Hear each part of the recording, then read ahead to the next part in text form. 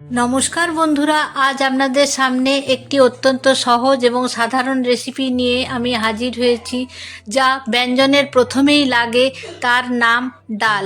এখানে কিন্তু আমি সবজি দিয়ে ভাজা মুগের ডাল বানিয়েছি। ডাল বানানোর জন্য উপকরণ হিসেবে লাগবে গাজর, ক্যাপসিকাম, ধনেপাতা, বিনস এবং মুগ ডাল। এরপর ডালটা মিডিয়াম ফ্লেমে ভালো করে লাল করে ভেজে নিতে হবে। ভাত রুটি ছাড়াও এই মিক্স ভেজিটেবল ডাল আপনারা উপোসের দিনেও খেতে পারেন। এখানে ডালটা লাল করে ভাজা হয়ে গেছে, এর থেকে সুন্দর সুগন্ধ বেরোচ্ছে। এবার আমি কড়া বসিয়ে কড়াতে পরিমাণ মতো তেল দিলাম। তেল দেওয়ার পর তেলটা ভালো মতো গরম হওয়ার পর এতে পরিমাণ মতো জিরে, তেজপাতা, শুকনো লঙ্কা ফোড়ন দিলাম। ফোড়ন থেকে সুগন্ধ বেরোনোর পর আমি কেটে রাখা সবজিগুলোর থেকে গাজর এবং বিনসগুলো দিয়ে নিলাম। ভালো করে কষিয়ে নেব এগুলো। সবজিগুলো দেওয়ার পর গাজর এবং বিনসগুলো ভালো করে কষিয়ে নেব। এতে পরিমাণ মতো লবণ, ধনে গুঁড়ো এবং জিরে গুঁড়ো আর একটু লঙ্কা গুঁড়ো দেব। আর তার সঙ্গে কালার হওয়ার জন্য একটু কাশ্মীরি লঙ্কা গুঁড়ো দিয়ে নেব। এরপর ভালো করে নেড়ে চেড়ে 5 মিনিটের জন্য আমি স্টিম করার জন্য ঢাকা দিয়ে রাখব। এবার ঢাকা খুলে নিয়ে আমি কেটে রাখা ক্যাপসিকাম এবং টমেটোর টুকরোগুলো দিয়ে নেব।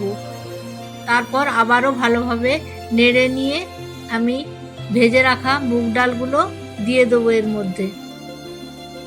এবার ভালো করে নেড়ে চেড়ে কষিয়ে নিয়ে এর মধ্যে পরিমাণ মতো জল দিয়ে নিলাম। মশলা মিশ্রিত সবজিতে ভাজা মুগ ডাল পড়ার পর এর থেকে প্রকৃত সবজি ডালের গন্ধ বেরোচ্ছে। প্রথমে ডালটা আমি ভেবেছিলাম কড়াতেই বানাবো, তারপর তাড়াতাড়ি হওয়ার জন্য আমি কুকারে একটা সিটি দিয়ে নিলাম। ডাল এখানে আমার সিটি দেয়া হয়ে গেছে, ডাল রেডি। এবার কড়াতে পরিমাণ মতো তেল দিয়ে আদা, জিরে এবং কাঁচা লঙ্কা ফোড়ন দিয়ে ভালো করে নেড়ে চেড়ে নিয়ে যতক্ষণ না পর্যন্ত ফোড়নের থেকে গন্ধ বেরোচ্ছে আমাকে ভালো করে নেড়ে চেড়ে নিতে হবে। তারপর এর মধ্যে ডালটা দিয়ে নেব। এরপর ডালটা কিছুক্ষণ ফুটে যাওয়ার পর এতে 2 চামচ চিনি দিলাম এবং সুগন্ধ বেরোনোর জন্য 1 চামচ ঘি অ্যাড করলাম। এতক্ষণ আমার রান্নাঘরটা গন্ধে ভরে উঠেছে। ডালটাকে ঘন করার জন্য আমি ডাল কাটা দিয়ে ম্যাশ করে নিলাম। ডাল এখানে কমপ্লিট রেডি।